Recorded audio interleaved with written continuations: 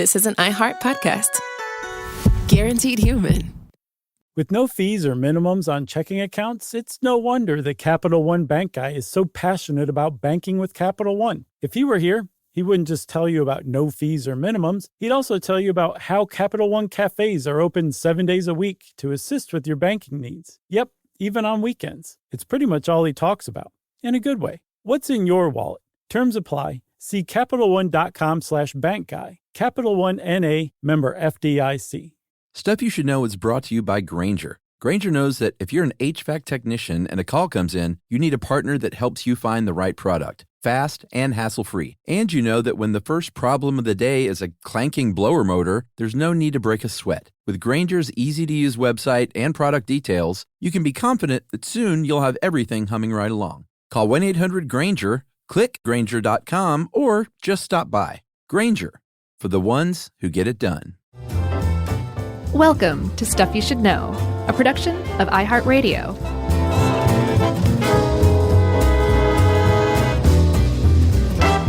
Hey, and welcome to the podcast. I'm Josh Clark, and there's Charles W. Chuck Bryan over there, and there's Dave C. Couston. I said it right this time. I thought it was Couston. No? If you're in France, that's how you would say it. But here in the United States, you say Couston. Can I start this off by saying something? Oh, boy, I'm worried about what you're going to say, but okay. Well, this episode is on Muzak, and I started thinking last night, I was thinking about your love of Muzak, which is not at all ironic. Not in the least. But you can't say that kind of thing these days. People don't believe you. I know. It's true. Everyone, I know Josh very well. And I was thinking of and I like all kinds of music too, but you know, in my heart, I'm a rock and roll guy. Sure. And I was thinking about your top musical genres that are above rock and roll in your picking order. Yeah. Not in order. I counted easy listening, Muzak, disco, art rock, krautrock. And I probably missed a couple. Krautrock is below rock and roll. I want to like krautrock. It just doesn't quite jive with me. I like some, but not all of it. And then stuff, I think art rock is just sort of that avant-garde.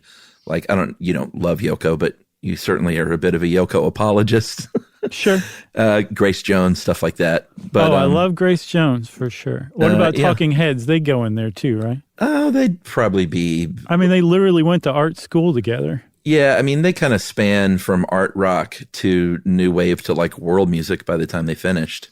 Yeah, I know. But yeah, I mean, I certainly love the Talking Heads, but all of those for you are above good old-fashioned rock and roll, I think. Yeah, you also left out 90s techno. I've been listening to a lot of that lately too, like Alternate and The Prodigy and everything. But you love Muzak, you really do. I do.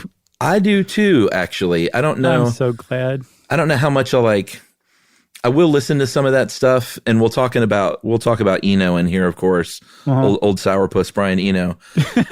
But I love listening to his ambient stuff, which he sort of wrote as an antidote to Muzak. Again, we'll talk about that more later. But I do like, in certain circumstances, that Muzak thing is really great to have on in my house as background music. And it serves that same purpose. One of the big reasons why, too, is because you can get stuff done with it. Like, lyrics can be so distracting. They just latch on to your brain and say, no, pay attention to me.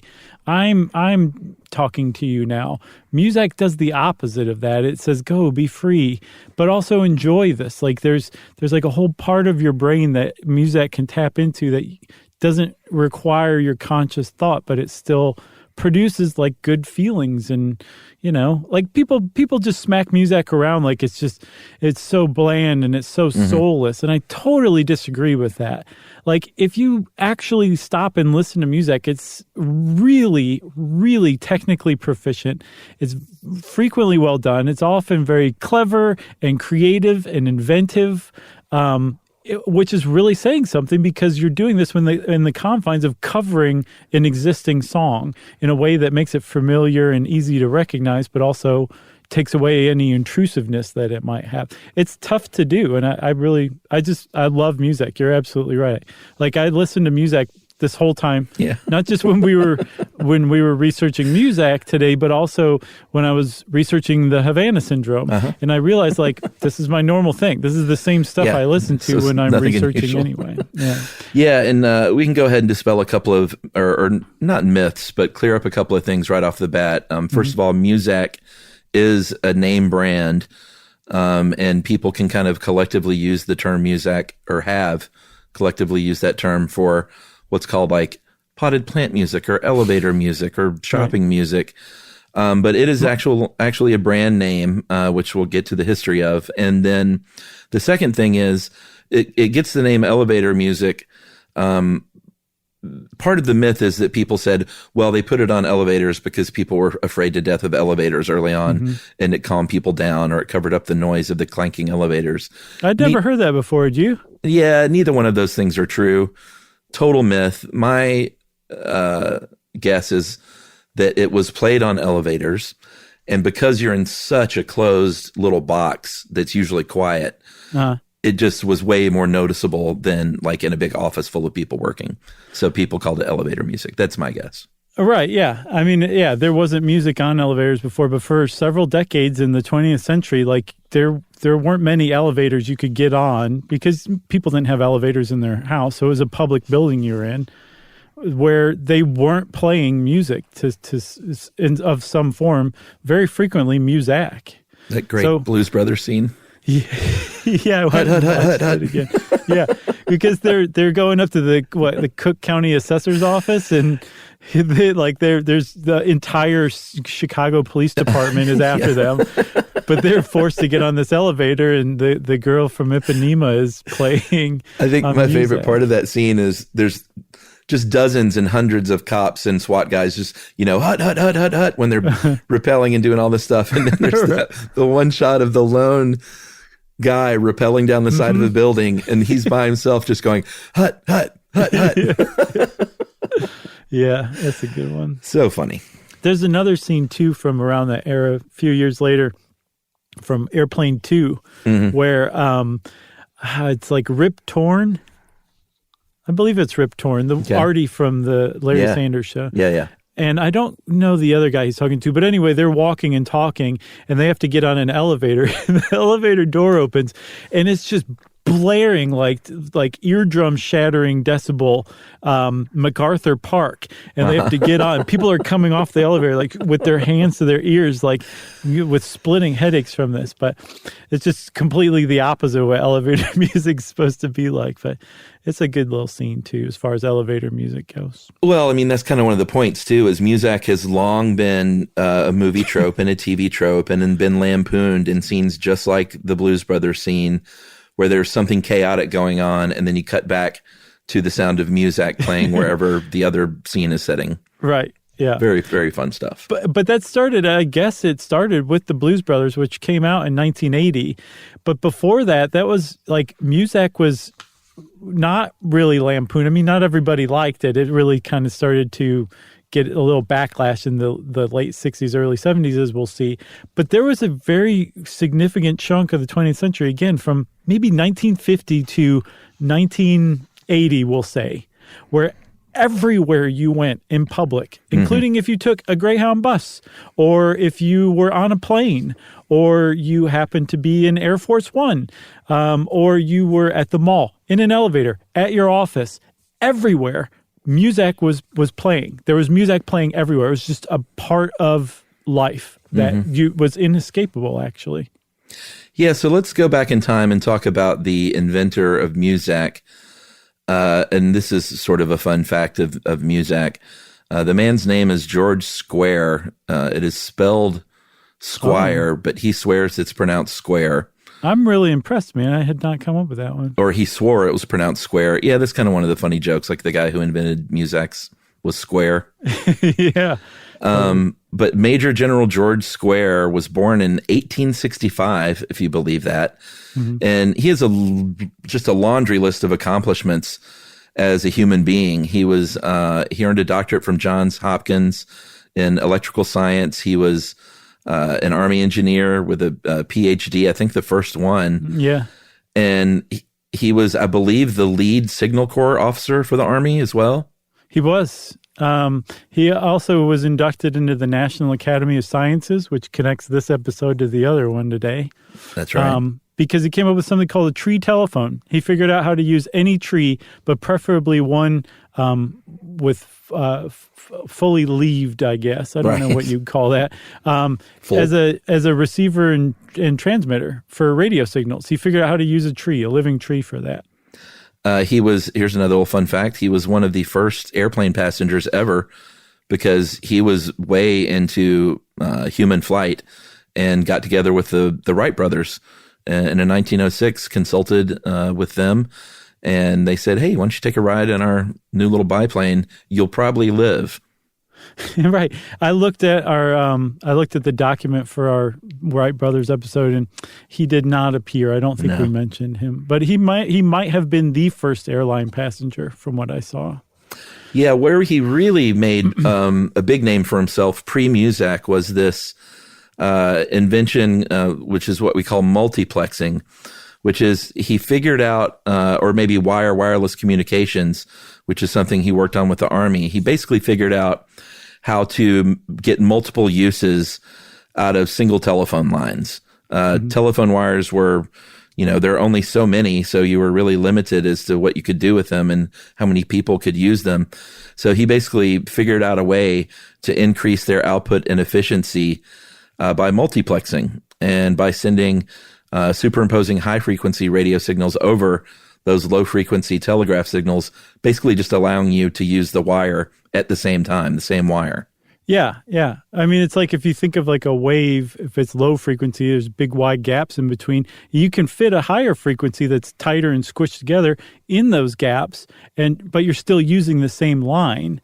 And, this was the guy who came up with that. That's an enormous advancement in telecommunications that we're still put in use today in some applications, but definitely helped like the early internet along. It was just a huge contribution to humanity. Like forget even just Muzak. Like just that alone would probably warrant like an episode for George Square. Yeah, and I think he was like, everyone should be able to use this. So I'm going to open source it and everyone can use this new multiplexing technology. AT&T came along and said, we'll use it. And then, you know what? You stole it from us, actually. Right. He came up with it, but since he left it open, they decided to just take it from him and sue him for it. I think he sued them, but it didn't work. That's right. You're right. So he still was able to use this wireless technology with multiplexing.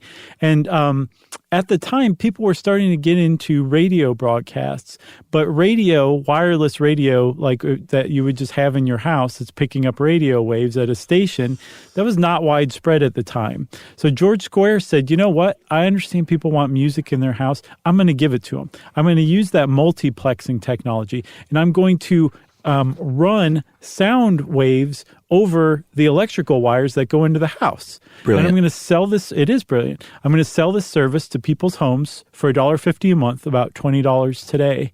And it's just part of your utility bill because it's coming in through your electrical company. And there's actually a section of Cleveland called the Lakewood area. Mm-hmm. That was the pilot for this wireless radio that George Square invented. The problem was by the time they deployed it, wireless radio was already a thing. Yeah. And so we had this really great idea that just no longer had an application. Yeah, he basically invented the first music subscription service. Exactly. Yeah, and he had multiple channels too. Like when you subscribed, you got news, you got dance music. There was I think 3 different channels you could choose from. Howard Stern. So. Yep. Howard Stern was on back then. Nice. Baba Booey. So he had that technology though, and he said, you know what, this is a good idea though. Mm-hmm. Maybe I can think of how to use this in offices and stores. And in 1934, he looked up at Kodak, very successful corporation, and said, I love that name and I love music. Let's just call it Muzak. Yep. And history changed, and maybe we should take a break. Okay, let's do it. All right, we'll be right back.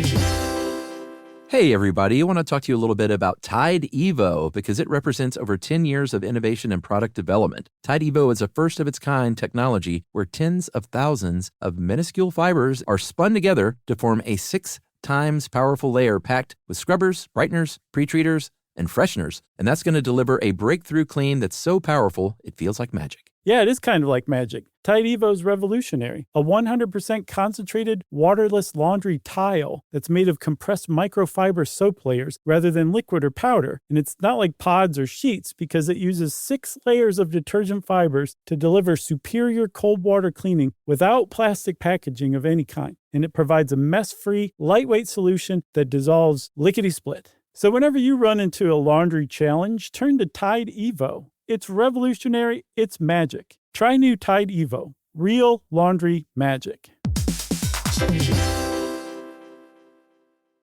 Introducing the all-new Mazda CX-5, featuring more connection. Hey Google, where's the nearest Pilates class? Safety that has your back. More discovery on the scenic routes. More passion in the details. And more control in changing weather. The all-new Mazda CX-5. More to move every side of you. See it in 5 films at MazdaUSA.com/5sides. Google is a trademark of Google LLC. Sequences shortened and simulated.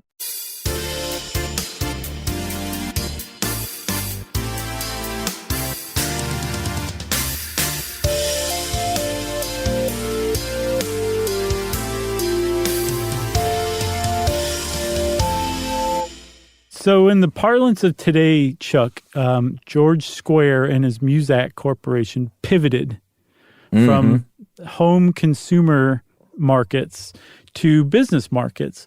And that just knocked it out of the park because it turned out that there were a lot of companies, hotels, restaurants, clubs. I think the Stork Club was an early customer that said, you know what, it's really going to make our place seem fancy if we've got music piping in all the time. So yes, we would like to sign up for your service. And that's really where Muzak kind of started to take off. Yeah, so Muzak,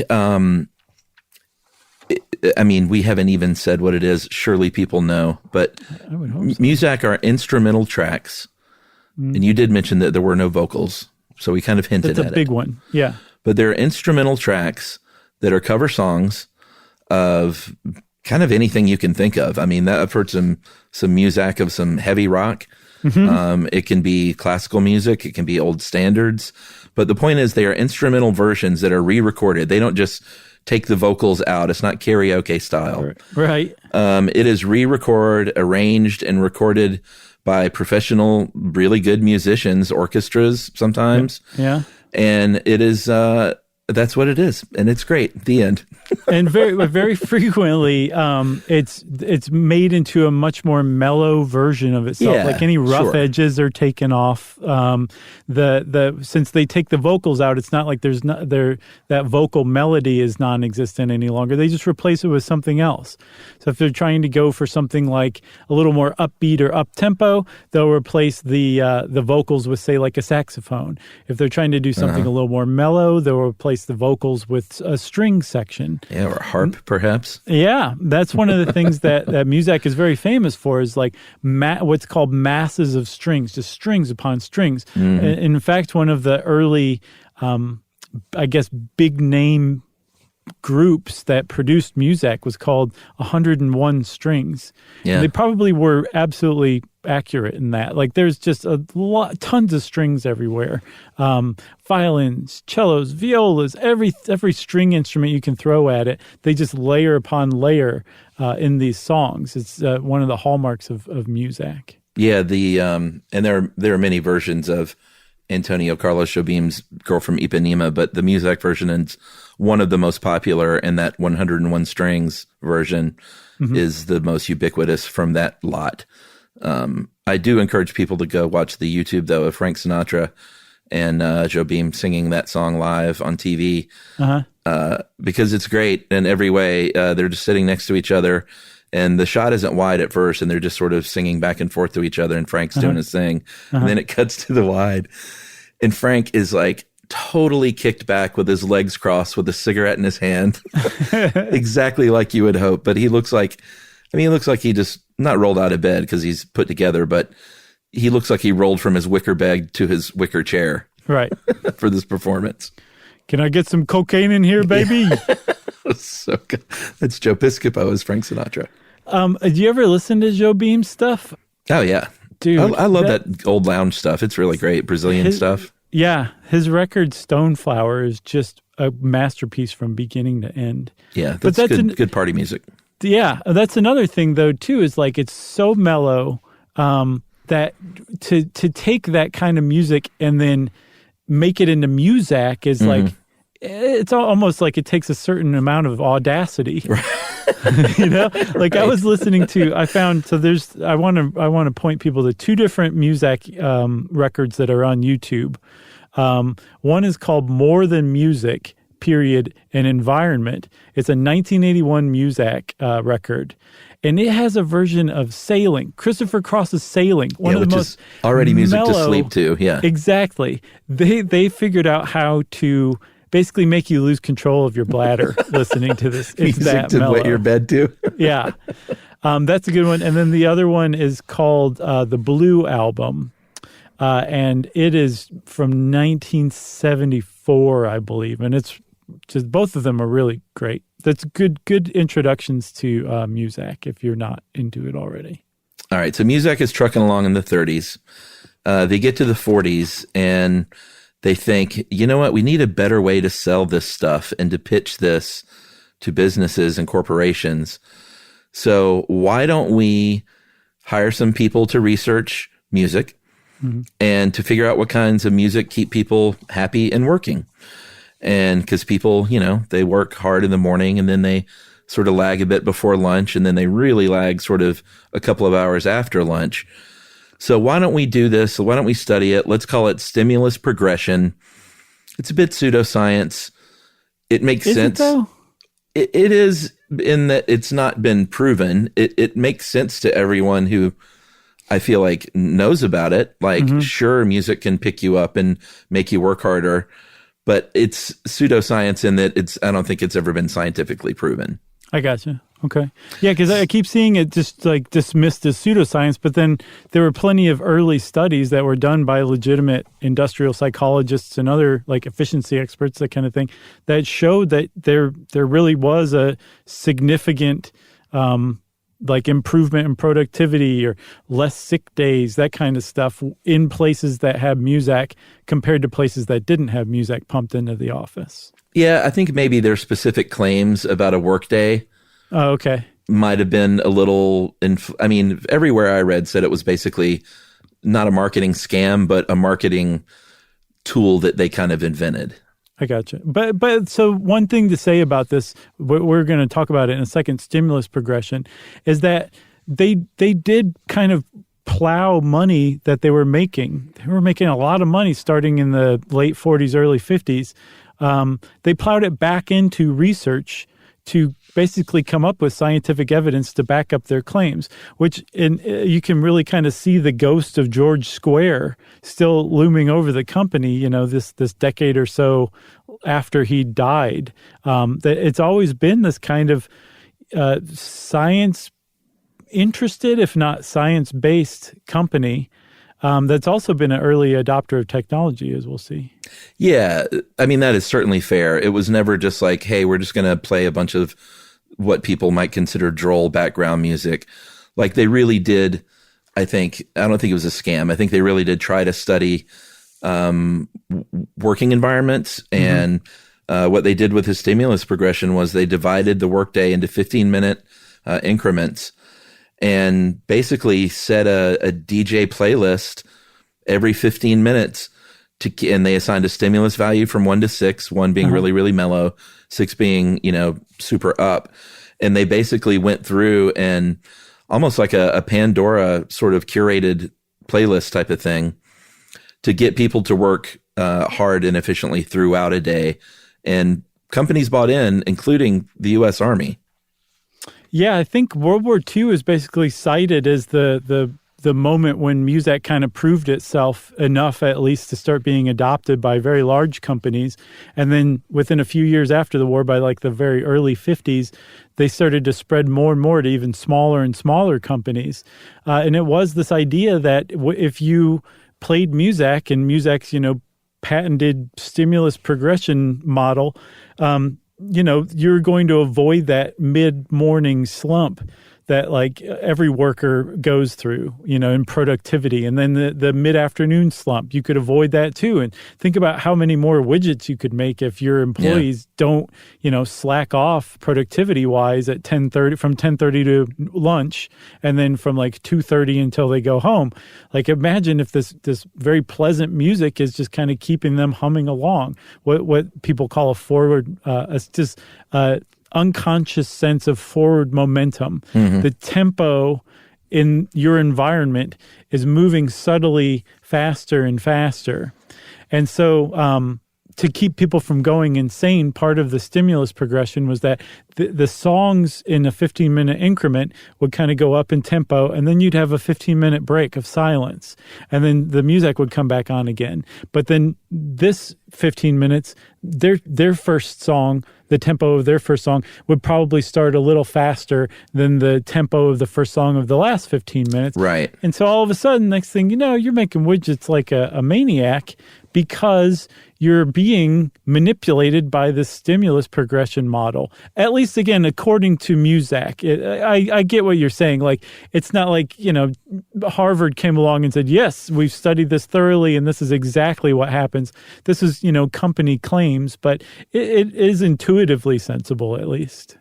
Well, yeah. I mean, you need only to host a house party and play music yourself, right, to determine how music can affect the mood of a group of people. You put on Groove is in the Heart, and you know what's going to happen. Yeah, everybody's going to shake their groove thing. Everyone's going to shake their groove thing. If you put in Old Sourpuss Brian Eno's music for airports, not a good party thing. No, it's not. And since you brought him up for the second time, I say we discuss Brian Eno momentarily. Sure. I mean, I love that record, and I love a lot of his stuff, including his ambient music experimental records. I think it's really, really good stuff to have on if it's a nice gray day outside and you're getting work done. I really enjoyed his background music, but it's definitely not up in any way. You know what I found is a really good one for what you just described? You ever listen to Future Sound of London? No. They have an album, like a double album called Life Forms, and it's about as amazing as ambient gets. So you should check that one out. Emily got me into ambient. I call her Emily when she's listening to that stuff. Right? She really got me. She called it ambient groove. She really got me into that stuff over the years. Is that like Enigma? 07 and okay. Stuff that's, she calls it ambient groovy, just sort of mellow and groovy, and like 07 and more Chiba, and there was a certain era I think where that stuff peaked. Massive Attack a little bit. Oh yeah, it's good stuff. Yeah, I think you'd like Life Forms then. Future Sound of London stuff is normally a little more, it's super cerebral and intelligent, but it's also fairly dancey. Life Forms it's probably their most ambient stuff around. So Eno, though, let's get back to him. He kind of came up with this as an antidote to Muzak, right?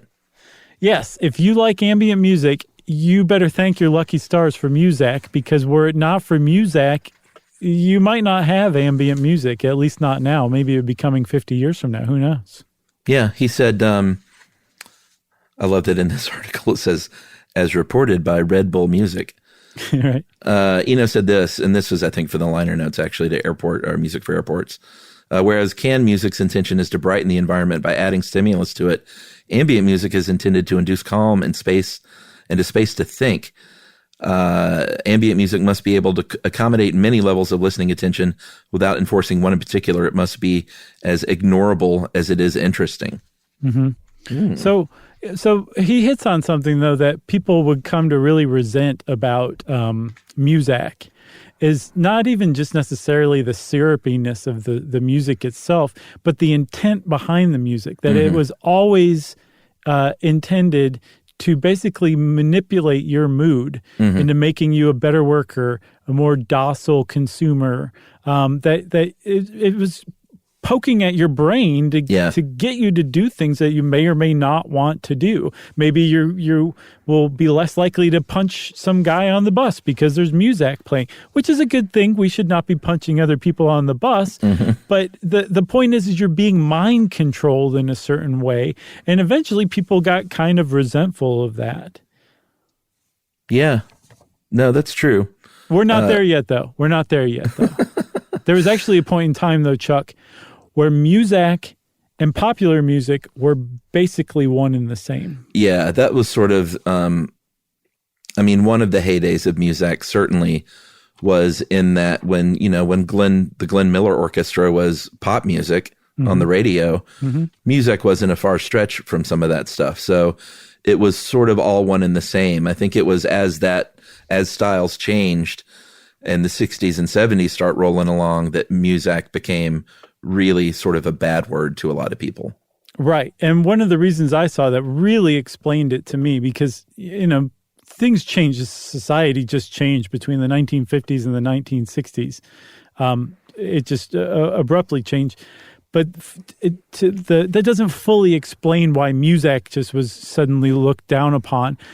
A good explanation I saw is that lyrics became really, really important in the late 60s. People had something to say, and Muzak does not include lyrics. It completely undermines the point of Muzak if you put lyrics in or don't rearrange the lyrics with strings.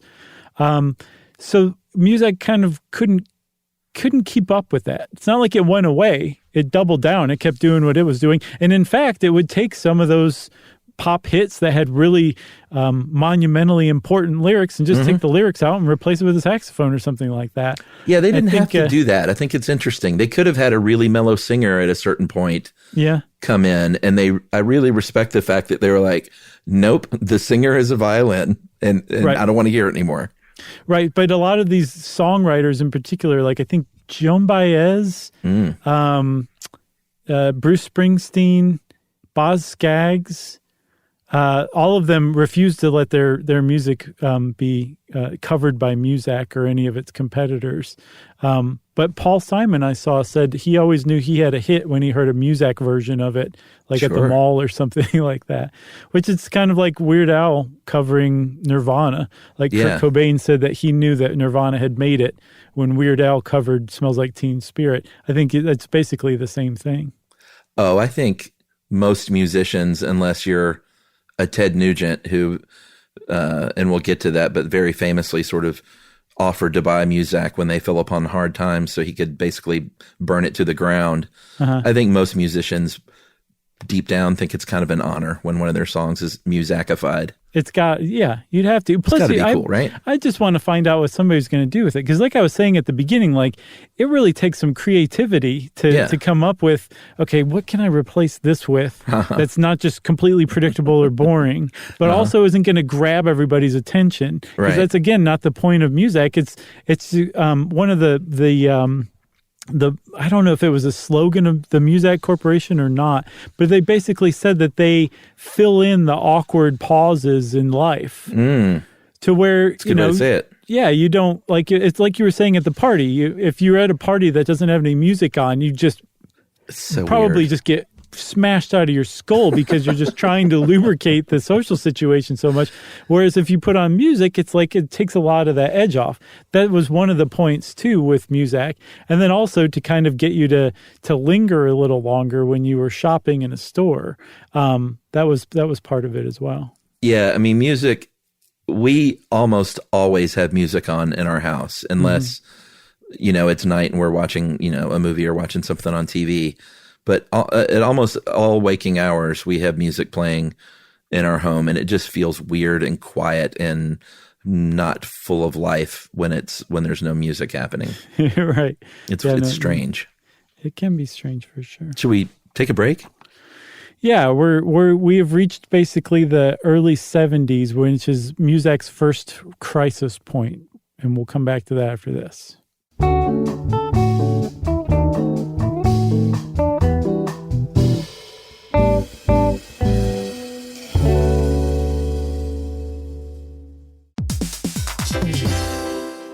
Hey, everybody. I want to talk to you a little bit about Tide Evo because it represents over 10 years of innovation and product development. Tide Evo is a first-of-its-kind technology where tens of thousands of minuscule fibers are spun together to form a 6 times powerful layer packed with scrubbers, brighteners, pre-treaters, and fresheners. And that's going to deliver a breakthrough clean that's so powerful, it feels like magic. Yeah, it is kind of like magic. Tide Evo is revolutionary. A 100% concentrated, waterless laundry tile that's made of compressed microfiber soap layers rather than liquid or powder. And it's not like pods or sheets because it uses 6 layers of detergent fibers to deliver superior cold water cleaning without plastic packaging of any kind. And it provides a mess-free, lightweight solution that dissolves lickety-split. So whenever you run into a laundry challenge, turn to Tide Evo. It's revolutionary. It's magic. Try new Tide Evo. Real laundry magic.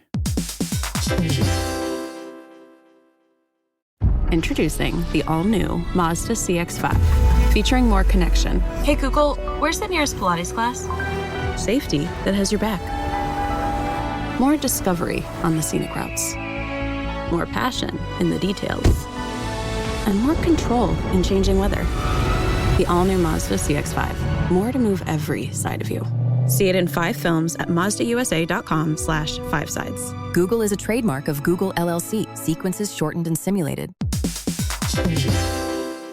We've all had the experience of calling a business and just wanting to talk to a real person. Not an automated voice pretending to be human, an actual person who can listen and understand and offer help. That's exactly what you can do with Ruby. Ruby is the virtual receptionist company that takes care of your callers when you're unavailable in the middle of something or simply don't want to pick up. That's right. They can answer, screen, transfer calls. They can take messages, collect payments, book appointments, and more, all while making the people you serve feel special. And best of all, it can help you be more productive. For example, 9 out of 10 lawyers who use Ruby log more billable hours per day than the national average. And other professionals like plumbers and technicians win more customers while being able to stay focused on the job. But whatever kind of small business you run, Ruby is built to save you time, earn you more customers or clients, and make meaningful connections with the people you serve. It's available 24/7, 365 days a year, and 100% based in the U.S. See why more than 15,000 small businesses use Ruby. Visit ruby.com or better yet, call them at 844-900-RUBY.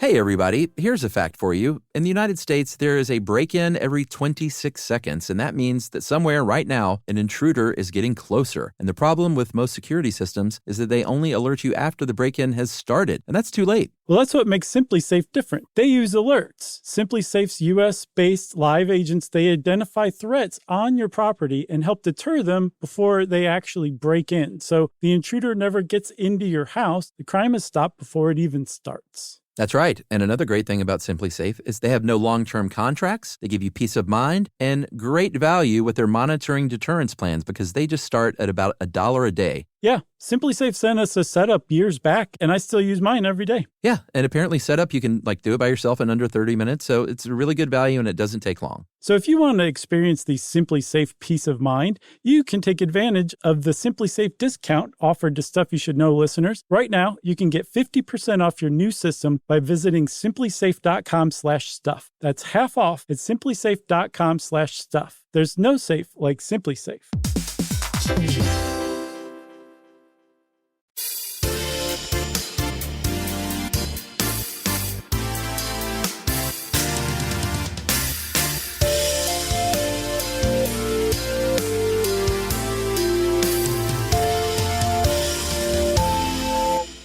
All right. So I'm born in 1971, and Muzak starts to die a little bit because a real rock and roller came into the world.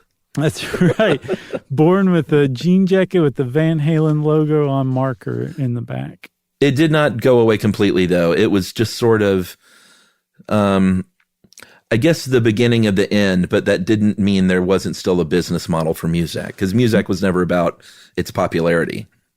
No, but there was a time where it was popular, like JFK had it on Air Force One. I think Eisenhower had it piped into the White House. It was playing on board Apollo 11. Yeah. It was everywhere. Like, it's really hard to get across how ubiquitous it was. But I found a quote from a guy named Professor Gary Gumpert of Queens College in New York. Nice. He said that that at the time, Muzak was just kind of amniotic fluid that surrounds us. It never startles us. It is never too loud. It's never too silent. It's always there. Yeah. And that was what it was like. You were just kind of moving from one placid, bucolic field to the next, going from mall to mall, store to store, elevator to elevator, bus ride to bus ride. It was just absolutely everywhere. So compared to that, the idea that it's absolutely everywhere, unquestioned, it really kind of started to take a bit of a downturn in the 70s, but it just didn't go anywhere yet. It took decades for it to really take a hit. Yeah, I mean, even in the 80s, that was syndicated in 19 countries. There were 80 million people listening, whether or not they wanted to or not, listening to Muzak every day. Yeah. And the company ended up being bought and sold a couple of times over the years. I think in 81 or in 72, a company called Teleprompter owned it. Yeah. In 81, Westinghouse bought it. And I don't know if I believe this. The story goes that Westinghouse learned later on when they were buying Teleprompter that they owned Muzak, and apparently they didn't know that. That's what fundinguniverse.com says. I don't know. I mean, who doesn't? Maybe back then they didn't do research into purchasing entire corporations. They were on a lot of scotch at the time, man. Although we've had companies that bought websites and then they learned that there was a podcast program attached. So, I think I've heard of that. Things you should do or something like that. Yeah, that was actually that could happen now that I think about it. That's right. Yeah, I kind of actually felt a deeper affinity for Muzak when I learned how many times they've been passed around corporation by corporation. And then I think in the, I think it was when did Yesco come along? Was that the 90s? So Yesco was around from the Mid-80s. 60s. Well, when they finally came together, though, right? Yeah, but they were an early competitor. No, I guess a kind of a midlife competitor to Muzak. But by the 80s, Yesco had established a name for itself by doing basically the opposite of what Muzak did. Rather than making, covers of canned music without lyrics, they would just go get the licenses of like the hot new song of the moment and play those. And so rather than background music, which is what Muzak's whole jam was, these guys were pioneering foreground music. And they were just this small little outfit from Seattle that, it was kind of like the little engine that could. And they changed the entire landscape, the audio landscape of the United States, just by being persistent, by getting that word out that, hey, now foreground's the way to go, not background. That's old stuff. Yeah, and I think that's why today when you go into Publix to do your grocery shopping, you'll hear Christopher Cross singing Sailing instead of the Muzak version of Sailing. Yeah, can't we just get both, though? Sure. Do we have to choose? I mean, I'm a big Christopher Cross fan. You're not going to find a bigger fan than me. For real? You like him that much? Oh, he's great. I got his two big albums I still have on my shelf. Oh, yeah? Well, he's sitting in the other room at my house right now. Well, I guess you're the bigger fan. Yeah. You're like, no. He's just tied up. Right. I was going to say, he's not here on his will, under his own will. In fact, you could make a pretty strong case he's here against his will, but... So in 1984, though, is when Yesco got officially involved with Muzak. I think Muzak was, did they actually file for bankruptcy or were they just at that sort of precipice? Not yet. They were teetering right there on the edge. And it was actually, they were bought by the Fields Company, the company that owns Marshall Field. So Chicago makes another appearance. And the Fields Company said, we like where this Yesco group is going. We're going to merge with them. So Muzak actually merged with Yesco, the smaller company, but then ended up moving to Seattle right before the grunge movement hit. So Seattle's big musical contribution before grunge was Muzak, basically. Yeah. I remember seeing that logo. I mean, you've probably seen the Vans around before and really not known. It's that M with the circle around it. Right. I remember when I first saw that, I was like, wait a minute, is that the Muzak? And that was a big update. They apparently went with some design group, I can't remember the name of it, that just completely reinvented the brand. Yeah. Because they went from being in the background to manipulating your mood using stimulus progression, to this other thing, this new made up sounding thing called, what's it called? Quantum physics, mechanics, suicide. No, keep guessing. What else? Realm, leap. Nope. Those are all the quantums I know. There's got to be another one, Chuck, because I'm still looking. I'm so what the sorry. Heck is that thing called? It's called. It's quantum leap. We'll just call it quantum leap. Sure. Okay. So with this quantum leap thing that they had going on, the Bakula effect. Quantum modulation. The Bakula effect. Quantum modulation. Okay. Oh, okay. Although I like Bakula effect, that's a great one.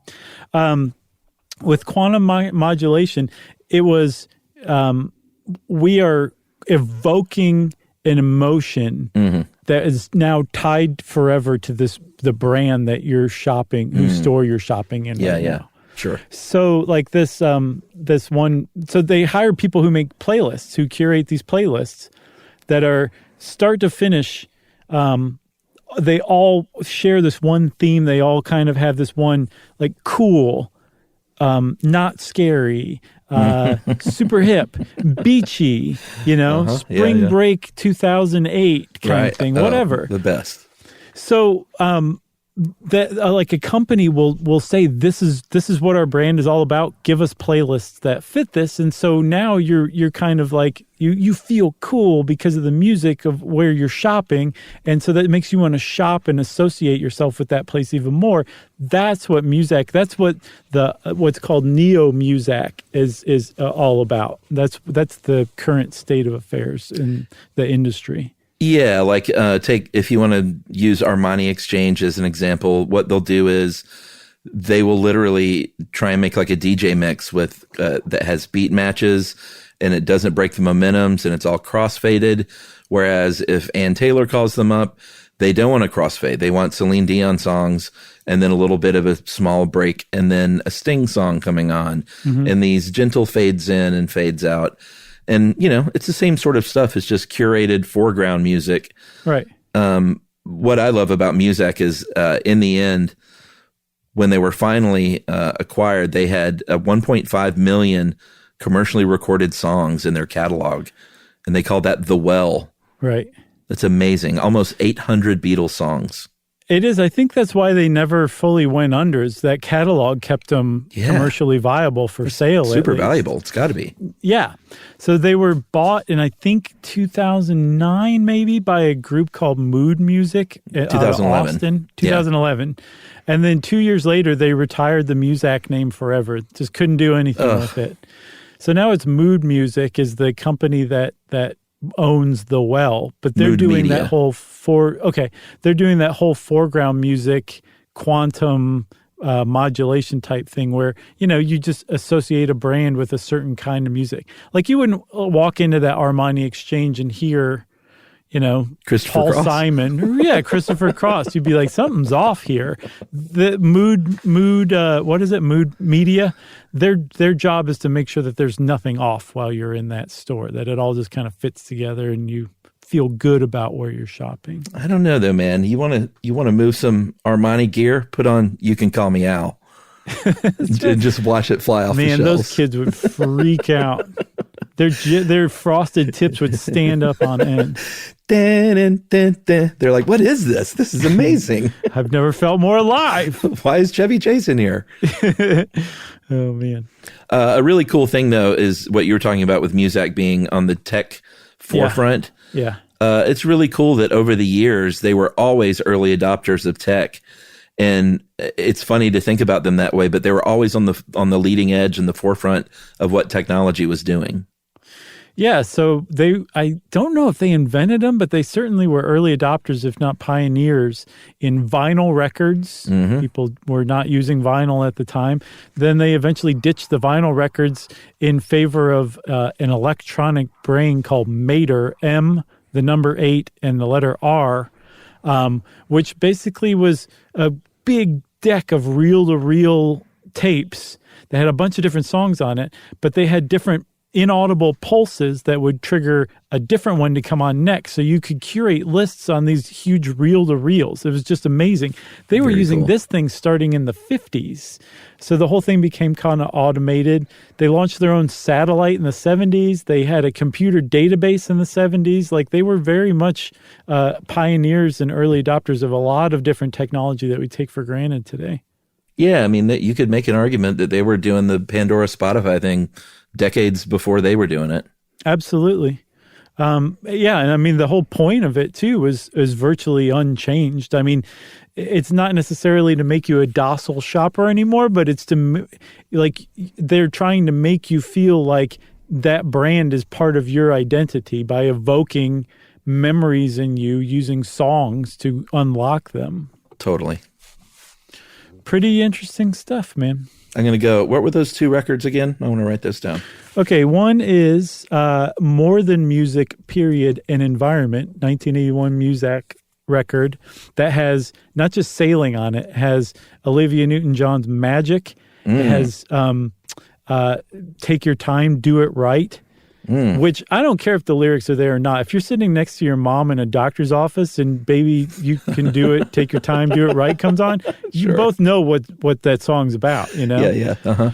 It may even be more uncomfortable in that situation. Yeah. And then it ends with Funky Town. Nice. It's a good one. The other one is called The Blue Album. It's a complete stimulus progression album, and it has a bunch of good songs on it, including Orleans Dance With Me, which is, if you ask me, the Muzak cover is way better than the original. So not to be confused with Weezer's Blue Album. No, it's a little different. Okay. And then if you're like, oh, this Muzak's floating my boat, go start looking up Ronnie Aldrich, Frank Checksfield, Mantovani, and just start there. Yeah, and if eventually you're like, I'm feeling really goosey, how about some actual vocalists going on? And then you'll just go right into Josh's other favorite, which is Yacht Rock, easy listening.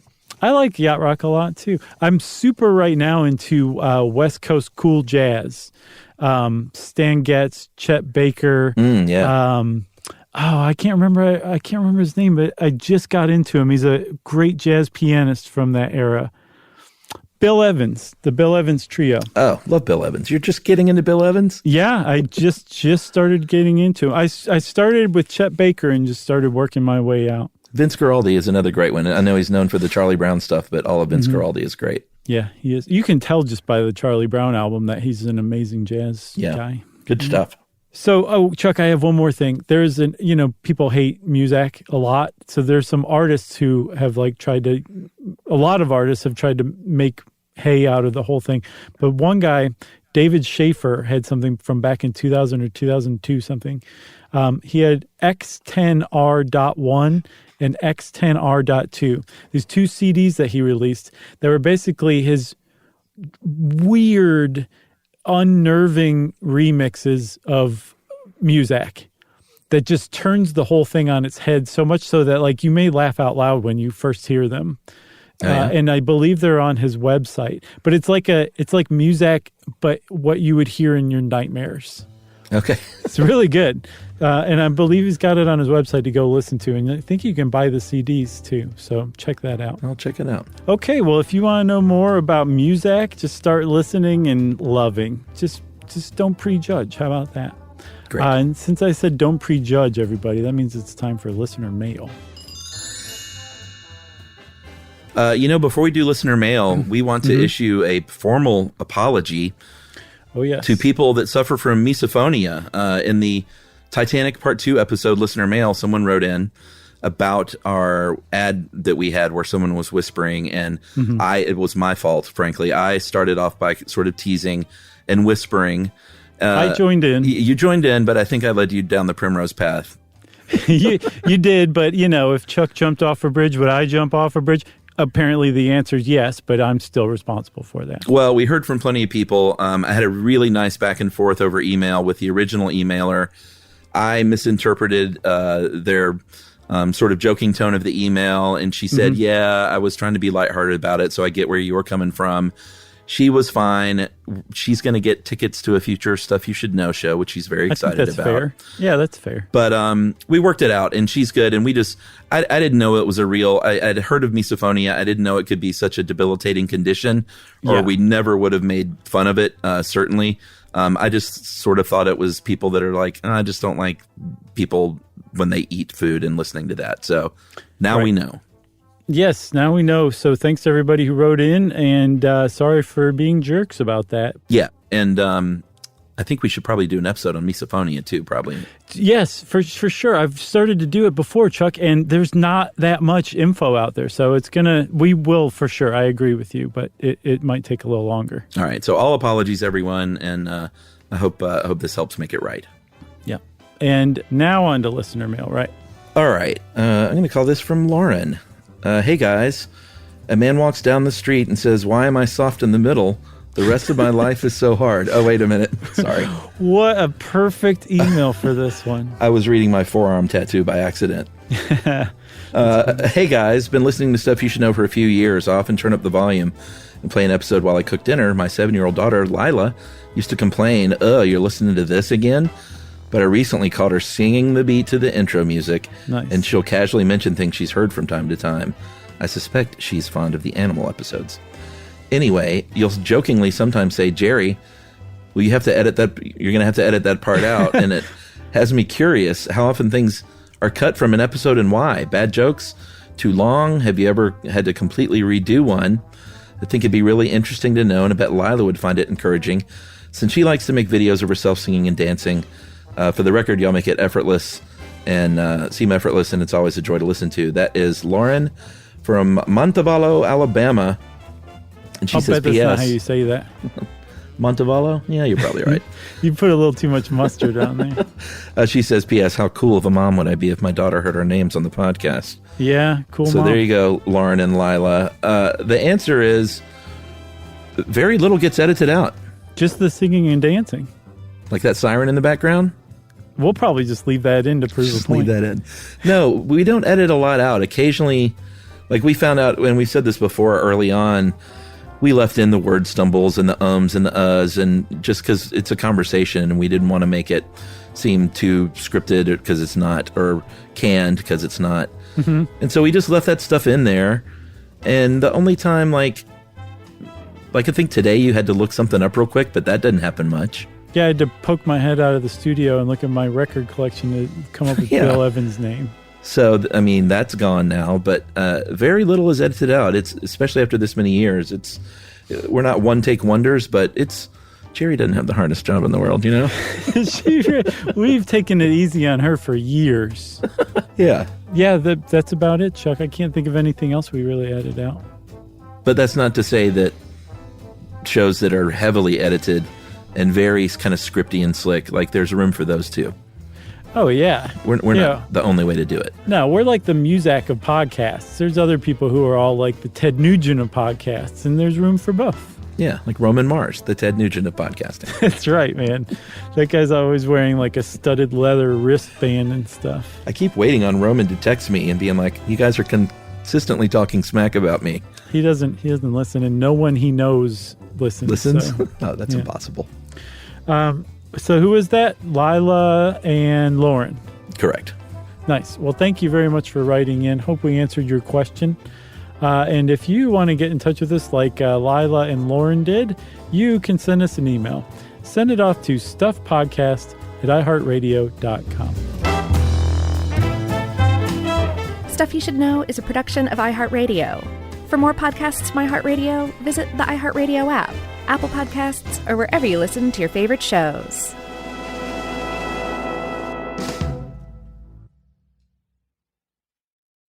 Stuff at Sea is a 5-night, adults-only sailing trip that brings the Stuff Podcast universe to life on board. This voyage is a culture-soaked escape where pink sand paradise meets curious minds. Sailing round trip from New York City to Bermuda on October 2nd to 7th, 2026, this voyage drops you straight into the iHeart Podcast Stuff universe. On top of the adults-only experience you already love, you'll get live podcast episode recordings, behind-the-scenes sessions, themed activations, and more unmissable onboard moments. Learn more at virginvoyages.com/stuff.